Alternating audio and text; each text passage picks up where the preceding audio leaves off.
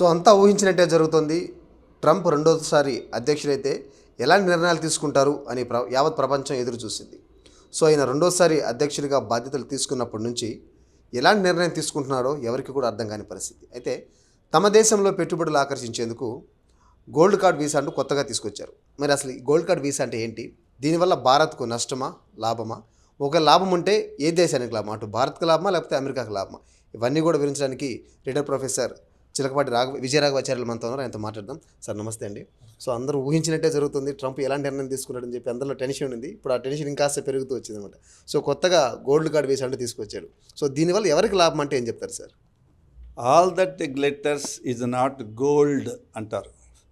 అంటే మెరిసేదంతా కూడా బంగారమే కాదు అని. బంగారం లాంటి రంగు ఉన్నటువంటి లోహాలు కూడా ఉంటాయి. అది చూసి ఇది బంగారం అనుకుంటే భ్రమ. ఇప్పుడు ప్రపంచవ్యాప్తంగా చర్చలో ఉన్న ట్రెండింగ్ ఏమవుతుంది అంటే మీరు చెప్పిన గోల్డ్ కార్డు గురించే మాట్లాడుతూ ఉన్నారు. ఏమిటి గోల్డ్ కార్డు? దీని విశేషం ఏంటి అంటే కాలేజీలు చదువుకునేటటువంటి స్టూడెంట్ మొదలుకొని వ్యవసాయం చేసుకునే వ్యవసాయదారులు కానీ, ఉద్యోగులు కానీ, ముఖ్యంగా సాఫ్ట్వేర్ ప్రొఫెషనల్స్ కానీ, ఇప్పటిదాకా ఇంతకుముందు mechanical engineering, civil engineering, structural engineering, aeronautical engineering, marine engineering, ఇటువంటి ఇంజనీరింగ్ బ్రాంచ్ అన్నీ కూడా సర్దుకొని ఇప్పుడు ప్రతివాడు కూడా ఏమడా అంటే బీటెక్ కంప్యూటర్స్ అండి అంటున్నాడు. ఇప్పుడు ఈ కంప్యూటర్ వరల్డ్ అంతా మాయా మశ్చంద్రగా మారిపోయింది. ఇప్పుడు అందుట్లో ప్రస్తుతం ఈ గోల్డ్ కార్డు నిన్నగాక మొన్న ఆయన ప్రకటించాడు. రెండోసారి డొనాల్డ్ ట్రంప్ అమెరికా అధ్యక్షుడైనప్పటి నుంచి అన్ని వివాదాలుగానే ఉన్నాయి. భారతదేశానికి ఏ మేరకు మేలు చేస్తాడు అంటే అనుమానాస్పదంగానే చెప్తున్నారు అందరూ కూడా. ఇప్పుడు 2-3 నిర్ణయాలన్నీ కూడా మనకి ఎగనిస్ట్గానే ఉన్నాయి. నేను కొద్ది రోజుల క్రితం మనం చూసాం, అమెరికాలో ఉన్నటువంటి ప్రాపర్ లీగల్ డాక్యుమెంటేషన్ లేకుండా ఉన్నటువంటి అక్రమ వలసదారులు అంటున్నారు. వాళ్ళందరినీ మాట్లాడకుండా విమానం ఎక్కించి అమృత్సర్లో పంజాబ్లో దించాడు ఆయన. ఒక ఇండియానే కాదు, అన్ని చోట్ల అది చేస్తున్నాడు. ఇంకా అవసరం వస్తే నువ్వు ఎట్లా వచ్చావు, మెక్సికో నుంచి వచ్చావా, కెనడా నుంచి వచ్చావా, నదులు దాటి వచ్చావా, సాగరాలు దాటి వచ్చావా, సముద్రయానం చేసి వచ్చావా, ఎట్లా వచ్చావో మా అమెరికాలోకి, నీ దగ్గర వీసా ఉందా, లీగల్ డాక్యుమెంటేషన్ ఉందా అని చెప్పి ప్రత్యేకంగా చెక్ చేసి అలా అక్రమ వలసదారులు అనే పేరు పెట్టి వీళ్ళందరినీ కూడా బేడీలేసి వాళ్ళ దేశాలకు పంపిస్తున్న విషయం చూసిన తర్వాత దడుచుకుంటూ ఉన్నారు. ముఖ్యంగా భారతదేశంలో మనవాళ్ళు మరీ భయపడుతూ ఉన్నారు. ఏమిటి ఇంత పెద్ద విచిత్రమైన పరిణామం? నిన్నగాక మొన్న జనవరి 20వ తారీఖు నాడు ఆయన పదవీ ప్రమాణం చేశాడు. మీకు తెలుసు కదా, అమెరికన్ రాజ్యాంగం ప్రకారంగా ప్రతి 4 ఏళ్ళకి ఒకసారి ప్రెసిడెంట్ మారుతూ ఎలక్ట్ అవుతుంటాడు. ఆ క్రమంలో జనవరి 20 అంటే అందరికీ కూడా ఉత్సాహాన్ని గడుపుతుంటుంది, భయాన్ని కలిగిస్తుంటుంది. కొత్తగా వస్తున్న ప్రెసిడెంట్ ఏమాత్రకు మన దేశానికి ఉపకారం చేస్తాడా అని. ఈ క్రమంలో డొనాల్డ్ ట్రంప్ ప్రవేశపెట్టినటువంటి పెట్టదలిచినటువంటి US gold card, visa card, అసలు గ్రీన్ కార్డు. అమెరికాలో స్థిర నివాసం ఉండాలి అంటే గ్రీన్ కార్డు సంపాదించుకుంటే పెద్ద వరంగా భావిస్తారు. మా వాడికి గ్రీన్ కార్డు వచ్చిందండి అని ఇక్కడ మనం పేరెంట్స్ చెప్తూ ఉంటారు. అదొక పెద్ద వైభవం, అదొక పెద్ద అకాంప్లిష్మెంట్, పెద్ద సాధన. అయితే ఇప్పుడు ఈ గ్రీన్ కార్డ్ అనేది లీగల్ రెసిడెన్సీ కోసం ఏర్పడిందా, లేదా ఫుల్ ఫ్లెడ్జ్డ్ సిటిజన్షిప్ కోసం ఏర్పడిందా అంటే అందరికన్నా మనం ఇప్పుడు ఆయన ఏం చెప్తున్నాడు, పర్మనెంట్ లీగల్ రెసిడెన్సీ అని చెప్తున్నాడు. అంటే శాశ్వతంగా చట్టబద్ధమైనటువంటి నివాస యోగ్యత కలిగించే విధంగా మాత్రమే ఈ గోల్డ్ కార్డు ఉంటుంది అని. మరి వీళ్ళందరికీ ఫుల్ ఫ్లెడ్జ్డ్ సిటిజన్షిప్ అంటే సంపూర్ణమైనటువంటి పౌరసత్వ అధికారాలు ఉన్నాయంటే దానికి మార్గం అని చెబుతున్నారు. ఈ గోల్డ్ కార్డు, ఇది ముఖ్యమైన విషయం. అట్లాగే దీనికి ఎంత వ్యవహారం ఏంటంటే ఎవరైతే $5 మిలియన్ అంటే మిలియన్ అంటే 10 లక్షలు కదండి, ఇవాళ ఎంత ఉంది, 87-88 రూపాయలు ఉంది ఇవాళ డాలర్ వాల్యూ. 87 రూపాయల 51 పైసా ఫ్లక్చువేషన్ మారుతూ ఉంటుంది. సుమారుగా 88 రూపాయలు అనుకుందాం రౌండ్ ఆఫ్ చేసుకుంటే. ఆ లెక్కలో చూస్తే సుమారుగా 43.5 crores అంటే 43.5 కోట్ల రూపాయలు ఎవడన్నా కనుక ఇన్వెస్ట్ చేసి ఆ గోల్డ్ కార్డు కొనుక్కోవచ్చు అంటున్నారు. దీనివల్ల శాశ్వతమైనటువంటి చట్టబద్ధమైనటువంటి నివాస అర్హత కలుగుతుంది నీకు అని చెప్తున్నాడు. ఇది నన్ను కాక మన జరిగినటువంటి విషయం. అయితే ఇంకేమంటున్నాడు ఆయన, నేను పెట్టేటటువంటి గోల్డ్ కార్డు విధానానికి మా అమెరికన్ లెజిస్లేచర్, మీకు తెలుసు కదా, హౌస్ ఆఫ్ రిప్రజెంటేటివ్స్, సెనేట్ అనే 2 శాసనసభలు ఉంటాయి. Senate upper chamber, house of representatives ఏమో లోయర్ ఛాంబరు. దీంట్లో పవర్ఫుల్ సెనేటే, కానీ మన దేశంలో లోక్సభ పవర్ఫుల్, రాజ్యసభ అంత పవర్ఫుల్ కాదు. అమెరికాలో సెనేట్ పవర్ఫుల్. 50 స్టేట్స్ రిప్రజెంట్ చేస్తాయి. ఒక స్టేట్ 2 ఉంటారు, 100 మంది దాంట్లో ఉంటారు. అసలు నాకు అమెరికన్ కాంగ్రెస్ అప్రూవల్ ఎక్కర్లేదంటున్నాడు. ఇంకొక విషయం అంటే రూల్ ఒకటి ఉంది అక్కడ, ఫారిన్ డెట్ అని. ఇప్పుడు ఆర్థికపరమైన సంస్కరణలు చేసేటప్పుడు కొన్ని నిబంధనల మేరకు, కొన్ని పరిమితుల మేరకు అమెరికన్ కాంగ్రెస్ ఇచ్చిన అప్రూవల్ ప్రకారంగా, ఇంతకుముందు అప్రూవల్ ప్రకారంగా ప్రత్యేకంగా అప్రూవల్ అక్కర్లేదు అని వాదిస్తూ ఉన్నాడు. కొందరు legal experts they are raising their eyebrows, is it really so, అక్కడ సాధ్యమా అంటూ ఉన్నారు ఇప్పుడు. అయితే దీని నేపథ్యం ఏంటి అని చూస్తే, ఇంతకుముందు EB-5 ఉండేది వీసా.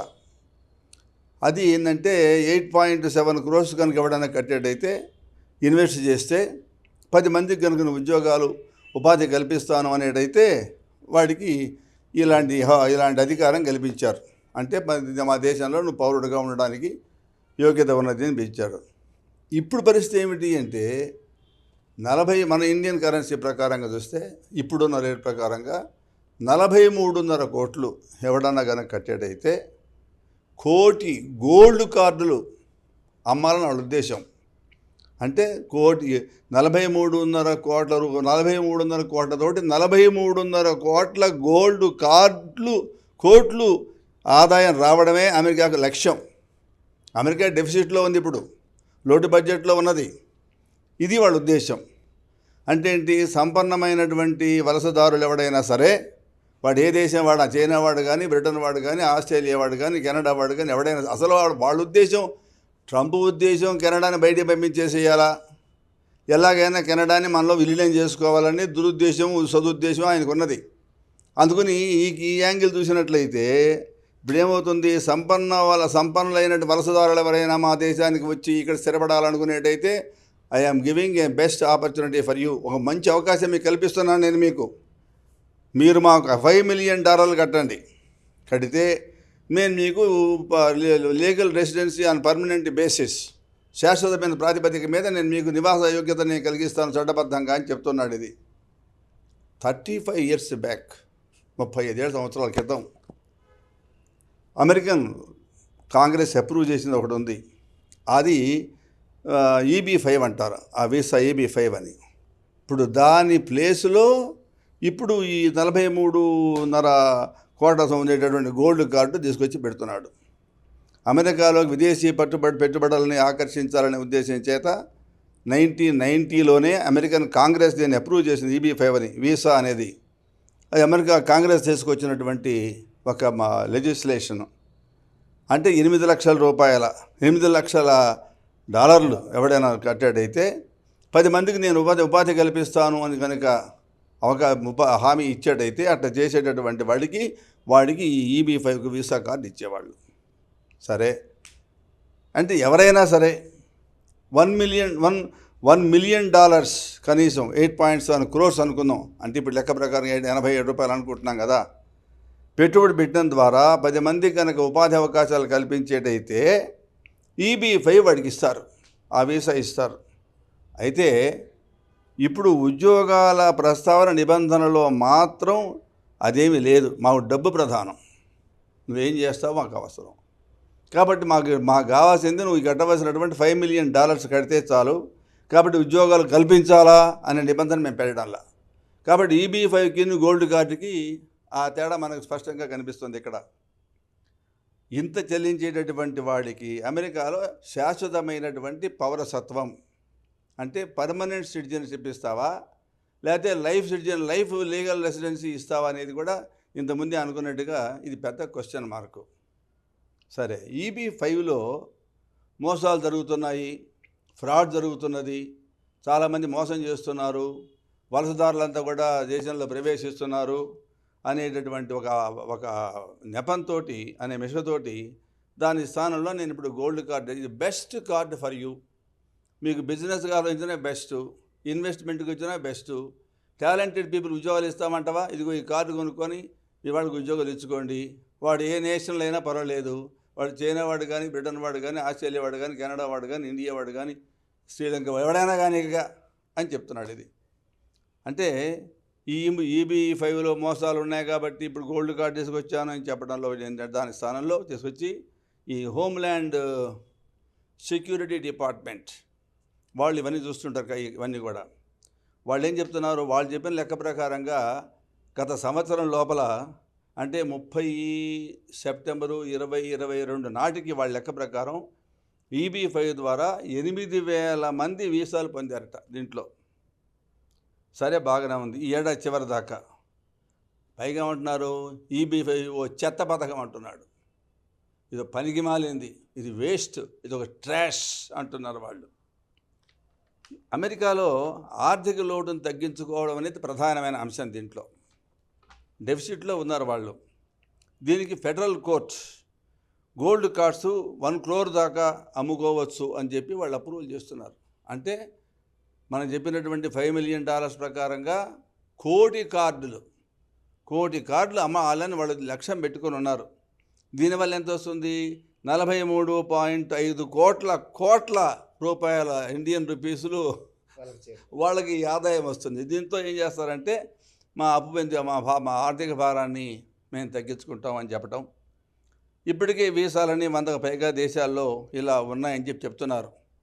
అంటే చాలా దేశాల్లో ఇటువంటి పద్ధతులు ఏవో ఉన్నాయి అని చెబుతూ వాళ్ళకి పెట్టుబడిదారులకి ఈ అవకాశాలు మేము కల్పిస్తున్నామంటున్నారు. అలాంటి గోల్డెన్ వీసా కార్డులు అమ్మే దేశాలు కూడా వాటిలో కూడా బ్రిటన్ ఉంది, స్పెయిన్ ఉంది, గ్రీస్ ఉంది, ఆస్ట్రేలియా ఉంది, కెనడా ఉంది, ఇటలీ కూడా ఉంది. ఈ దేశాల్లో ఇప్పుడు ఈ పద్ధతి ఉంది ఆల్రెడీ. కొత్తగా ఇదే ఒక నవీనమైనటువంటి రూపకల్పన ఏం కాదు, విధానపరమైనటువంటిది. ట్రంప్ ఏమంటాడు, మీకు చాలా మంచిది, నా మాట ఏనండి, it is very useful for capitalist, ధనవంతులకి మంచిది, డబ్బున్న వాళ్ళకి మంచిది, సంపన్నులకు మంచిది, అంతేకాదు టాలెంట్ ఉన్నటువంటి మీ వాళ్ళకు కూడా మీ యూత్కి, మీ యువకులకి, ఈ ఉద్యోగార్థులకి నేను అవకాశం కల్పిస్తున్నాను. కార్డు కొనుక్కోండి, ఇప్పుడు సినిమా టికెట్ కొనుక్కొని బాక్స్ సినిమా చూసినట్టు, డబ్బులంటే పై టాప్ దాని ఏమంటాం బాక్స్ పైన ఉంటుంది ప్రొజెక్ట్ దగ్గర, బాల్కనీలో టికెట్ కొనుక్కున్నట్టుగా అని చెప్తున్నారు. సరే, ఇప్పుడు ఏం చేస్తున్నాడు, అక్రమంగా అమెరికాలో ప్రవేశించినటువంటి వలసదారులు, అంటే లీగల్ డాక్యుమెంటేషన్ లేకుండా వచ్చిన వాళ్ళు, సముద్రాలు దాటి వస్తున్నారు, రోడ్లు దాటి వస్తున్నారు, పర్వతాలు దాటి వస్తున్నారు, అడ్డదారులు మెక్సికో ద్వారా వస్తున్నారు, కెనడా ద్వారా వస్తున్నారు, ఈ రకంగా ఈ దేశంలో ప్రవేశిస్తున్నారు.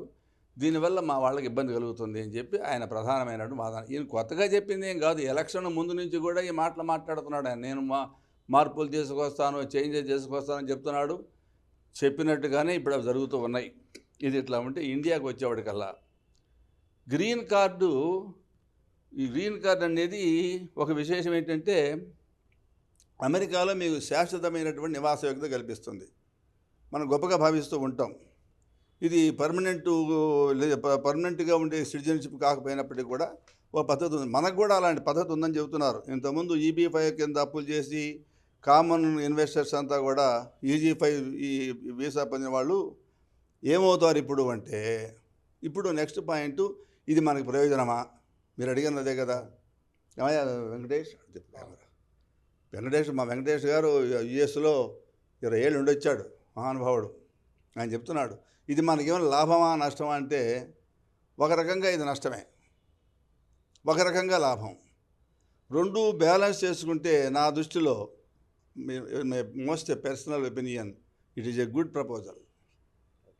ఎందుకని ఇప్పటిదాకా మనం బ్రెయిన్ డ్రైన్ మేధో వలస అని చెప్తూ ఉన్నాం. సంపన్నులైనటువంటి వాళ్ళంతా కూడా ఆ EB-5 కింద డబ్బులు ఖర్చు పెట్టి అప్పు చేసో సొప్పులు చేసో అమెరికాకు పోయి ఉద్యోగాలు సంపాదించుకొని అక్కడ చదువు మంచి బ్రహ్మాండమైనటువంటి ఇన్స్టిట్యూషన్స్ ఉన్నాయి. అక్కడ కాలిఫోర్నియా యూనివర్సిటీ కానీ హార్వర్డ్ ఇలాంటివన్నీ ఉన్న చోట వాళ్ళు చదువుకుంటూ ఉద్యోగాలు చేసుకుంటూ డబ్బు సంపాదించుకుంటూ ఇంకా ఇండియాకి ఏం పోతాం అబ్బా, ఇక్కడే అన్నీ బాగున్నాయి కదా, ఎందుకంటే ఇండియాలో ఏం గొప్పతనం ఉంది ఆయన అక్కడే ఉండిపోయి అక్కడికి పోయినటువంటి సెటిల్ అయిపోయి ఒకడే కొడుకున్నటువంటి వాళ్ళు, ఒకడే కూతురు ఉన్నటువంటి వాళ్ళంతా అమెరికాలో ఉద్యోగాలు చేసుకుంటూ సంపన్నంగా జీవిస్తూ ఉంటే వాళ్ళ పేరెంట్స్ అంతా వృద్ధాశ్రమాల్లో ఉంటే నిజంగా ఆశ్చర్యం కలిగించే విషయం, బాధాకరమైన విషయం ఇది. మనం ఈ కోణంలో చూసినప్పుడు ఈ టాలెంట్ డ్రైన్, ఈ బ్రెయిన్ డ్రైన్, ఖర్చు పెట్టి చదివించిన వాళ్ళ మనం, మహామేధావులు తయారు చేసిన వాళ్ళ మనం, ఈ మేధా సంపత్తి అంతా కూడా విదేశాలకు వెళ్ళిపోయి వాళ్ళు అక్కడంతా కూడా దీన్ని క్యాష్ చేసుకొని వాళ్ళు సుఖంగా జీవిస్తూ ఉంటే మనకు ఇంటలెక్చువల్ ఇంపవరిష్మెంట్ అంటే ఒక వైజ్ఞానికమైనటువంటి పేదరికంలో మనం ఉన్న టాలెంట్ అంతా జారిపోతూ ఉంటే దీనివల్ల మనకు నష్టం జరుగుతూ ఉన్నది. ఇప్పుడు దీనివల్ల ఆ వేగం అంటే ఐ కెనాట్ సే ఎంటైర్లీ ఇది పూర్తిగా సొల్యూషన్ కాదు, కానీ కొంతవరకు ఆ వేగానికి అడ్డుకట్ట వేసినట్టుగా అవుతుంది నా ఉద్దేశం ఇది.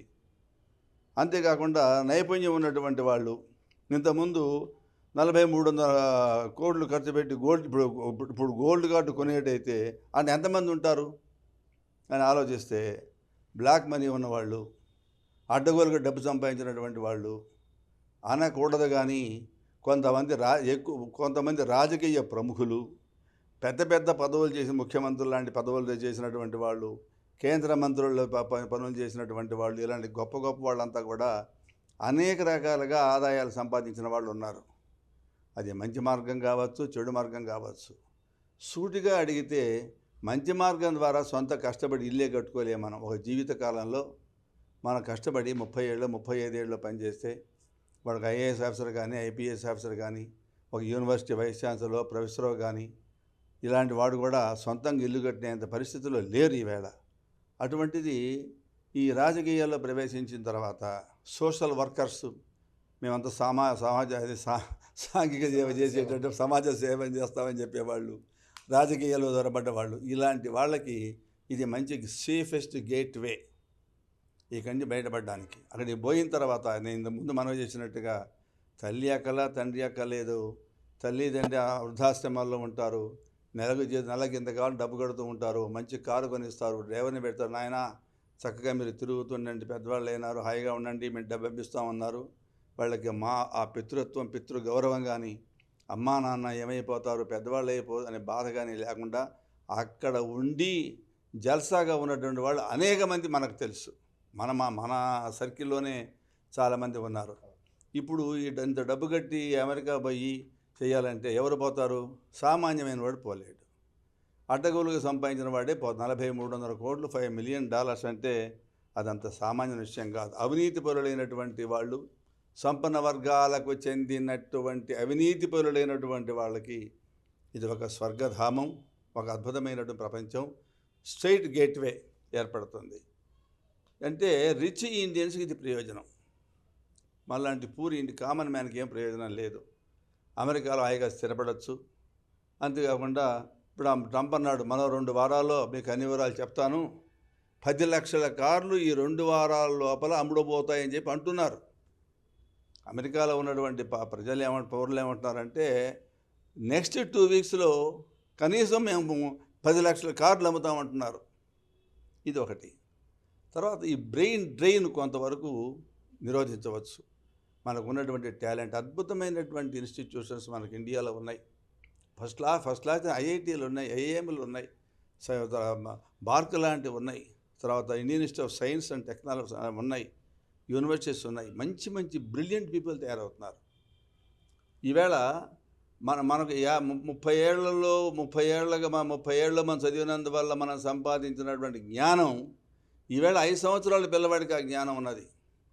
నేను ఇప్పుడు సెల్ని మేనేజ్ చేయలేను, ఫోన్ వస్తే మాట్లాడుతున్నాను, ఫోన్ చేయగలుగుతున్నా, కానీ అటువంటి ఆపరేషన్స్ నాకు తెలియవు. కానీ 3 ఏళ్ల పిల్లలు 2 ఏళ్ల పిల్లలు కూడా సెల్ ఆపరేట్ చేయగలుగుతున్నారు, రిపేర్ చేయగలుగుతున్నారు, ఏదైనా ప్రాబ్లం వస్తే వాళ్ళు సాల్వ్ చేస్తున్నారు. ఇంత ఇంటలెక్చువల్ పొటెన్షియల్ మన దేశంలో పెరిగినప్పుడు వాడు 18 ఏళ్ళు 20 ఏళ్ళు అయిన దాకా చదువుకున్నప్పుడు వాడికి ఉండే ఇంటలెక్చువల్ క్యాలిబ్రేషన్ ఎంత ఉంటుంది?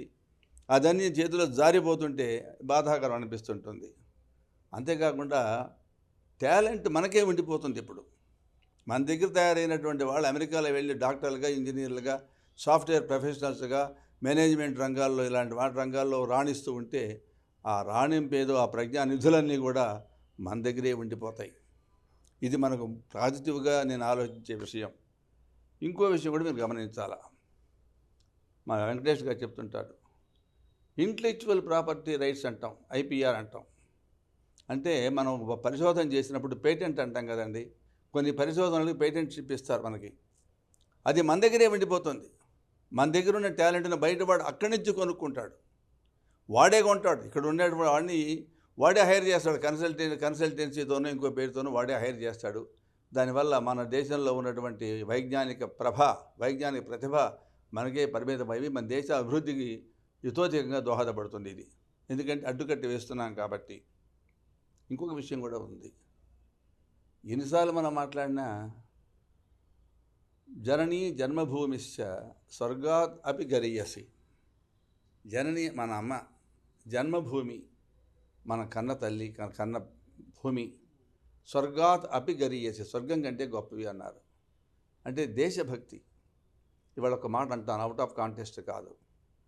66 కోట్ల మంది ప్రజలు మహాకుంభమేళాలో స్నానం చేశారు అంటే for the first time in the history of the world a place where so many people, at least 50 to 60% of the population have taken a dip in Kumbh Mela in Prayagraj.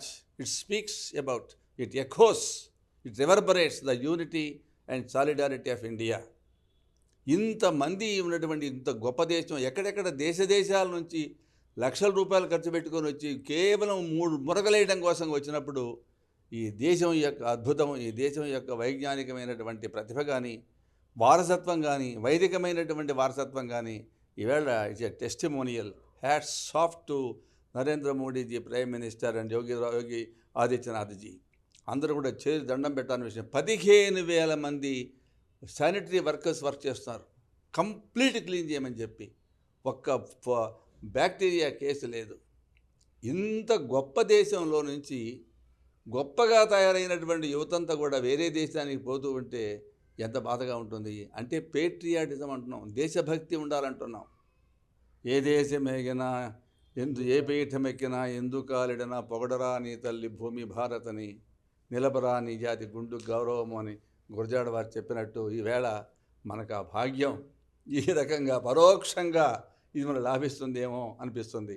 ఒక ఉన్నతమైనటువంటి దేశభక్తి, ఒక జాతీయ భావన, జాతీయత భావనకి ఇది దోహదం చేసి నేను భావిస్తున్నాను. మేరే భారత మహాన్ అనుకుంటూ ఉన్నాం, ఇప్పుడు మేరే భారత మహాన్ అవుతుంటుంది. అట్లాగే ఇంకొక విషయం కూడా చెప్పాలి.